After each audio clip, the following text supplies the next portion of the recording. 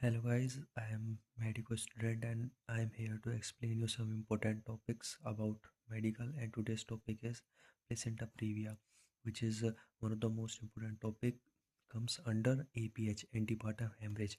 Today we are discussing about the placenta previa. Mm, like let's start.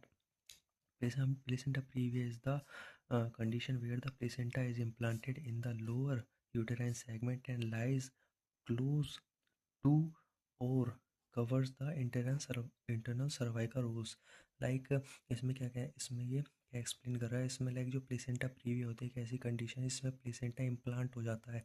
Like placenta like जैसे ये अपनी ये अपना यूट्रस होता है, लाइक प्लेसेंटा ये फंडस वाला एरिया होता है, यहाँ पे इम्प्लांट होता है। यहाँ से लाइक यहाँ पे बेबी को न्यूट्रिशन प्रोवाइड करता है, बट प्लेसेंटा प्रीविया की कंडीशन में प्लेसेंटा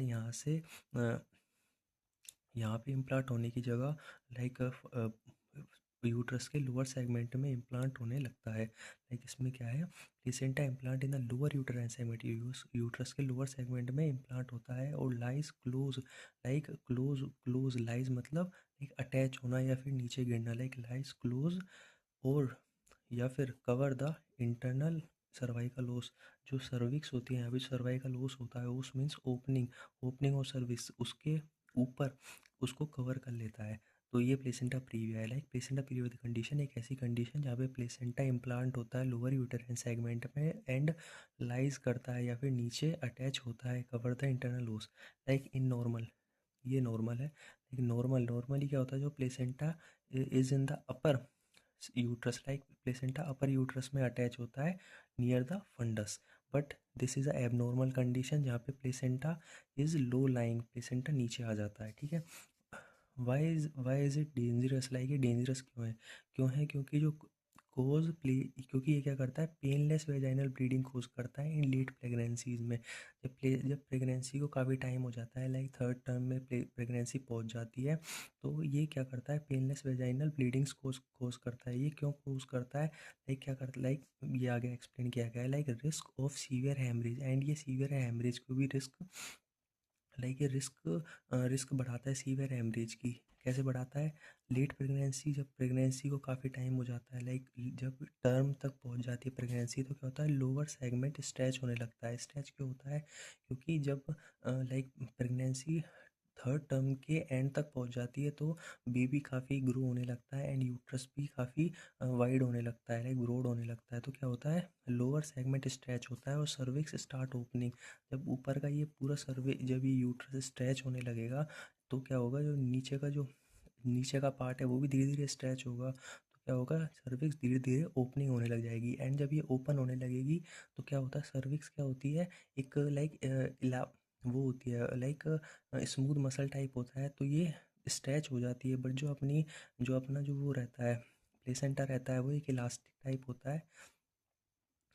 होता है जो कि स्ट्रेच नहीं हो पाता, तो ये क्या होता है, टीयर होने लगता है। जब ये फट जाता है तो इसमें से ब्लीडिंग आ जाती है।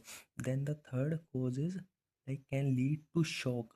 ये शॉक कोज करता है। शॉक कैसे कोज करता है, जब इसमें हैवी ब्लीडिंग होगी, जब प्लेसेंटा से हैवी ब्लीडिंग होगी तो ज़्यादा ब्लड निकलेगा, तो इससे क्या होगा, हाइपोवोलेमिक शॉक डेवलप होगा। हाइपोवोलेमिक शॉक डेवलप होगा तो क्या होगा, लाइक मैसिव ब्लीडिंग लॉस, मैंने बताया अभी, जैसे कि मैसिव ब्लीडिंग लॉस होगा तो क्या होगा, तो डिक्रीज सर्कुलेटिंग ब्लड वॉल्यूम, तो क्या होगा, बेबी में blood volume, like blood volume जो भी सर्कुलेट हो रहा है वो कम हो जाएगा बेबी एंड मदर में। तो क्या होगा, BP come and pulse increase हो जाएगी। लाइक ये चीज़ हमेशा ध्यान रखना, जो बीपी होता है अपना वो irreversible proportional to the pulse.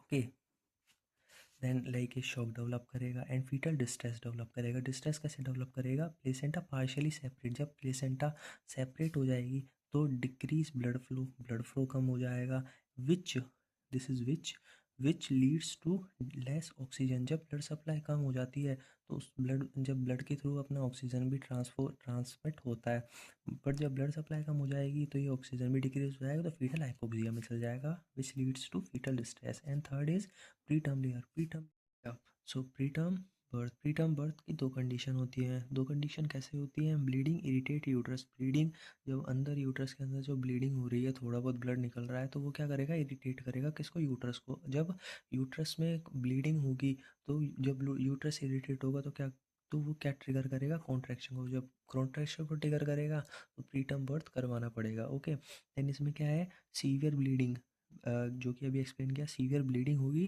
तो सी सेक्शन करवाना पड़ता है। C section like caesarean section like through the operation baby का बर्थ करवाना पड़ेगा, तभी हमें प्रीटर्म बर्थ होगा। Okay, now we are discussing about the types. There are four types. Okay, then first one is type first, low laying placenta. इसमें क्या होता है? जो प्लेसेंटा होता है वो अपनी जगह लाइक धीरे धीरे नीचे आने लगता है, लाइक इधर आ जाएगा। ओके, लो लेइंग प्लेसेंटा।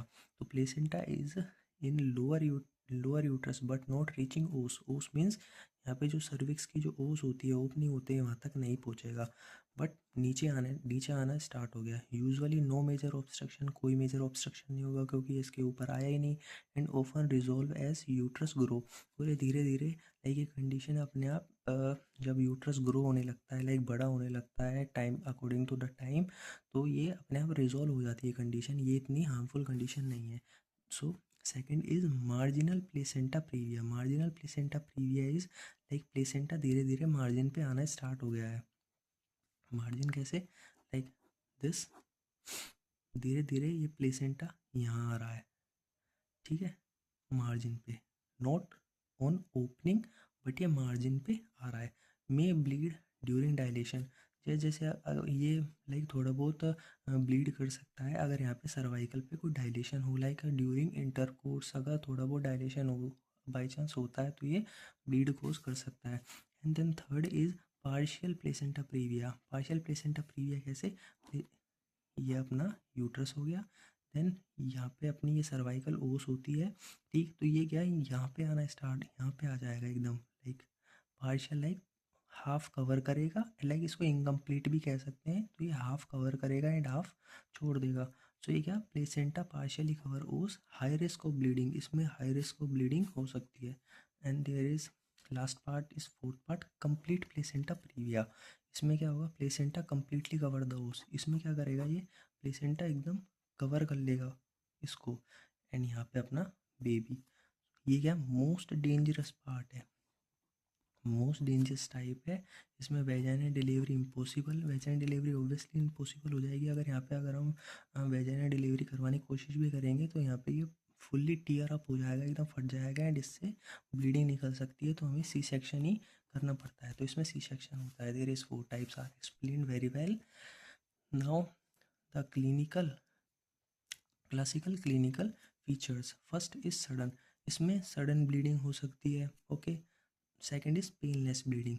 पेनलेस ब्लीडिंग इसलिए होगी क्योंकि यहाँ पे कोई पेन का कोई फीचर ही नहीं है, लाइक इसमें हल्का सा भी थोड़ा डायलिटेशन हुआ तो ब्लीडिंग स्टार्ट हो जाएगी विदाउट एनी, लाइक इसमें कोई किसी ने कोई प्रेशर नहीं लगाया है, लाइक कोई ट्रॉमा वाली कंडीशन नहीं हो जिसमें हमें ज़्यादा पेन फील हो। लाइक नॉर्मल कॉन्ट्रैक्शन से भी ये, लाइक जैसे अगर हम चल रहे हैं या फिर साइकिलिंग तो नहीं, लाइक हम थोड़ा बहुत चल रहे हैं या स्टेयर्स चढ़ रहे हैं, तो उससे भी ब्लीडिंग हो सकती है। लाइक थोड़े बहुत जब स्ट्रेचिंग होगी तो उससे ब्लीडिंग हो सकती है, जैसा हमने यहाँ पे एक्सप्लेन किया था। Like where is it, like stretching थोड़ी ये रहा, लोअर सेगमेंट स्ट्रेच। ओके, तो सर्वाइकल स्टार्ट्स ओपनिंग, देन इसमें ब्राइट रेड ब्लीडिंग होगी। ब्राइट रेड ब्लीडिंग लाइक ताज़ा ताज़ा जैसे ही स्ट्रेच हुआ है तो तुरंत निकलना स्टार्ट हो गया ब्लड। अब अगर लाइक इसका एक और टाइप होता है जिसे हम एब्रप्शो प्लेसेंटा बोलते हैं, उसमें क्या होता है? उसमें डार्क रेड ब्लीडिंग होती है।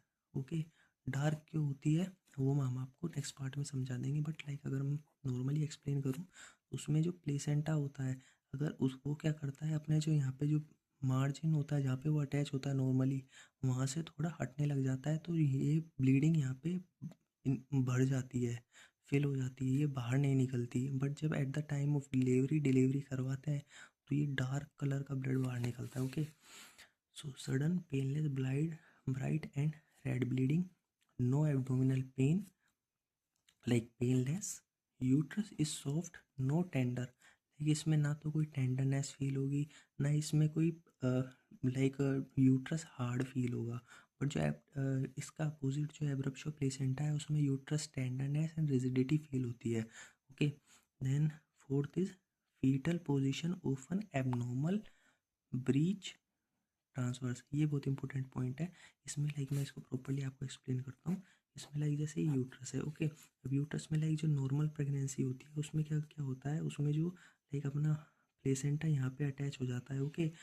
तो उसमें क्या होता है, जो बेबी का जो हेड है वो नॉर्मली सर्वाइकल ओस पे आके एकदम फिट हो जाता है। बट इस कंडीशन में क्या होगा, इस कंडीशन में ऑलरेडी यहाँ पे प्लेसेंटा आया हुआ है, तो बेबी का जो हेड है वो प्रॉपर तरीके से यहाँ पे लाइक लाई डाउन नहीं हो पाएगा, जिसकी वजह से बेबी अनकंफर्टेबल होगा एंड वो अपनी पोजीशन लाइक चेंज करेगा।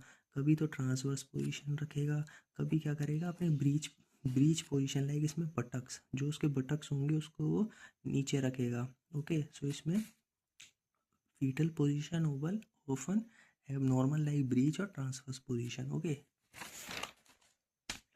नाउ डायग्नोसिस, हम इसमें गोल्ड स्टैंडर्ड डायग्नोसिस होता है अपना यूएसजी। इसमें कभी भी पीवी एग्जामिनेशन नहीं करेंगे, पीवी लाइक पर वेजाइनल एग्जामिनेशन, जिसमें हम फिंगर्स को इंसर्ट करते हैं एंड उसमें लाइक हम देखते हैं फीटल की लाइक क्या पोजीशन है एंड ऑल, लाइक उसमें चेक करते हैं लाइक कितना डायलिटेशन हुआ है एंड ऑल।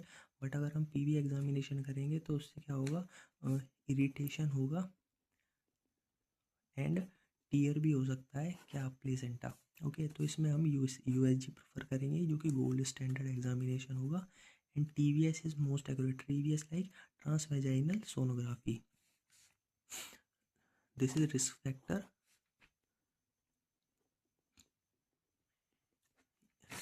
ये हम पहले लिख रहे थे but sorry, like risk factor क्या क्या हो सकते हैं, प्रीवियस सी सेक्शन, पहले सी सेक्शन हो चुका हो, लाइक प्रीवियस जो डिलीवरी हुई है उसमें सी सेक्शन से बाय सी सेक्शन हुआ हो। सी सेक्शन करने के कारण क्या हो सकता है, लाइक जैसे प्रीवियस सी सेक्शन हुआ हो तो लाइक जब उसमें लाइक एब्डोमेन से कट लगाते हैं लाइक यूट्रस के ऊपर, तो वो शायद अंदर की साइड से प्रॉपर तरीके से फिल नहीं हुआ हो, लाइक जो वुंड होता है या फिर कुछ भी एबनॉर्मलिटी हो सकती है। मल्टीपल प्रेगनेंसीज, काफ़ी सारी प्रेगनेंसीज हो गई हो जिसकी वजह से जो अंदर की जो अपनी वॉल है, जो मेट्रोसिस होती है वो लाइक प्रॉपरली उसको वो प्रॉपरली उसको उस पर अटैच नहीं हो पा रहा हो अपनी placenta. Okay, previous placenta praevia हो गया हो, advance maternal age like age अपनी 45 या उससे ज़्यादा हो गई हो, उसकी वजह से smoking is most common cause in every conditions.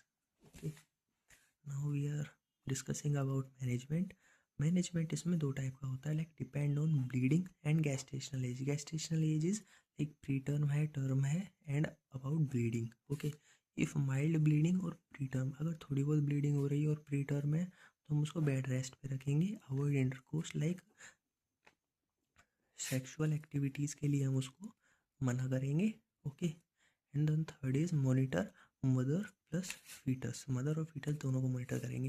अब अगर मैं सेक्सुअल एक्टिविटीज़ के बारे में थोड़ा बहुत एक्स्ट्रा बताऊँ तो इसमें लाइक जैसे काफ़ी सारे पर्सन नॉर्मली क्वेश्चंस करते हैं कि इन द प्रेगनेंसी क्या हम इंटरकोर्स कर सकते हैं। So trimester third and like trimester first and third trimester में हम जो इंटरकोर्स है उसको हम अवॉइड करते हैं।